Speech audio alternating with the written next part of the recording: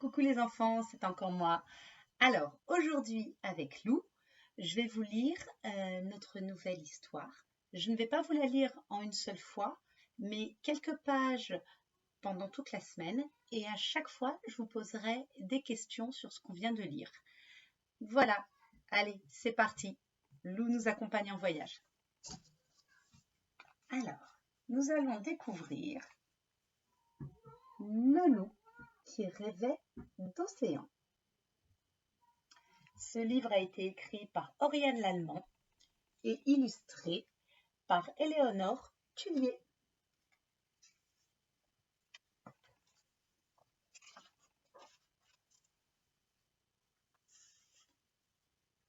Il était une fois un loup qui rêvait d'océan.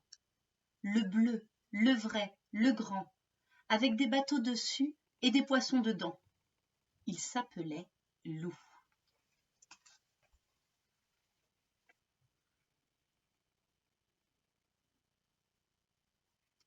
Un matin, Loup pêchait dans le torrent quand il sentit sa ligne se tendre. Il avait attrapé quelque chose. Il tira et remonta une bouteille. À l'intérieur, il y avait un parchemin.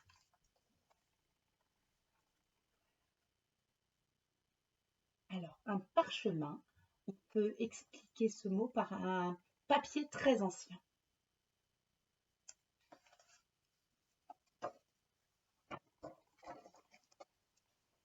Intrigué, Loup sortit le parchemin et lut. Carte au trésor du fameux pirate Barbeloup. À toi le butin si tu es malin. Alors, le butin, c'est le trésor.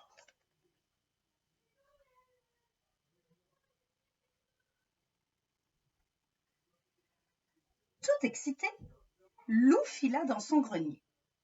Il y trouva un tricorne, un bandeau rouge et un sabre de bois. Ainsi paré, il se regarda dans son miroir et s'exclama : « Je suis Loup, le corsaire des mers, à moi le trésor, mille sabords !»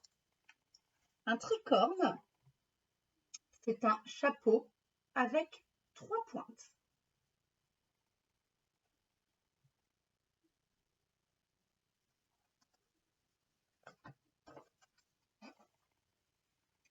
À l'heure du goûter, Loup réunit ses amis.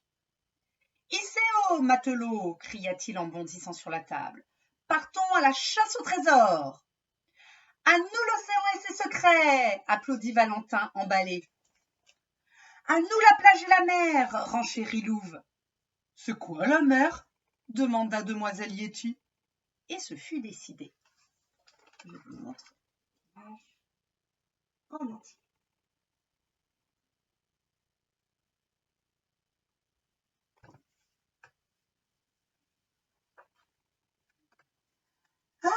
La plage, tandis que les uns lézardaient au soleil, les autres se baignaient ou cherchaient des coquillages.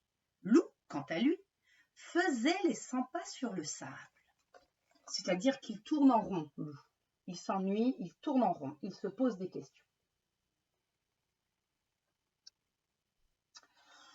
En route, les copains, répétait-il impatient, le trésor nous attend. Minute, Loup, répondaient ses amis. On est si bien ici. Non loin de là, un petit bateau mouillait près du rivage. Juste un tour au large et je le rapporte, promis, pensa Loup.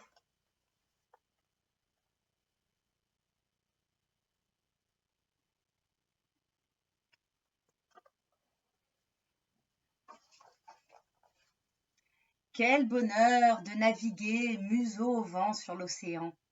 Longue vue et carte en patte, Loup cherchait l'île au trésor de Barbeloup, quand un bateau surgit devant lui. « Oh, enfin des marins !» s'exclama Loup. « Ils pourront certainement me renseigner. »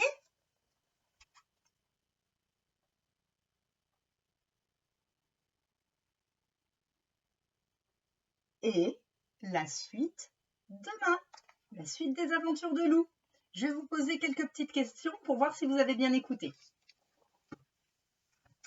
Alors, première question. Alors, vous donnerez vos réponses à vos parents, bien entendu, en faisant une belle phrase. Que pêche Lou dans le torrent? Lou est en train de pêcher et il trouve quelque chose. Que trouve-t-il? Ça, c'est la première question. Deuxième question. À qui est la carte au trésor trouvée par Lou? La carte au trésor, au départ, appartenait à quelqu'un. À qui appartenait-elle? Ça, c'est la deuxième question. Dans quel endroit Lou trouve-t-il le tricorne, le bandeau rouge et le sabre de bois? Lou se rend dans un endroit pour trouver son déguisement de marin. Où va-t-il trouver ce déguisement? Ça, c'est la troisième question. Combien d'amis Lou invite-t-il à goûter? Alors, je vais vous remontrer l'image pour que vous ayez le temps de compter le nombre d'amis de Lou pendant le goûter.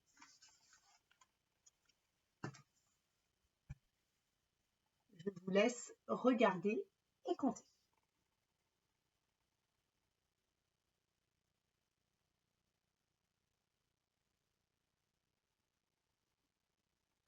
Voilà, ça, c'était la quatrième question.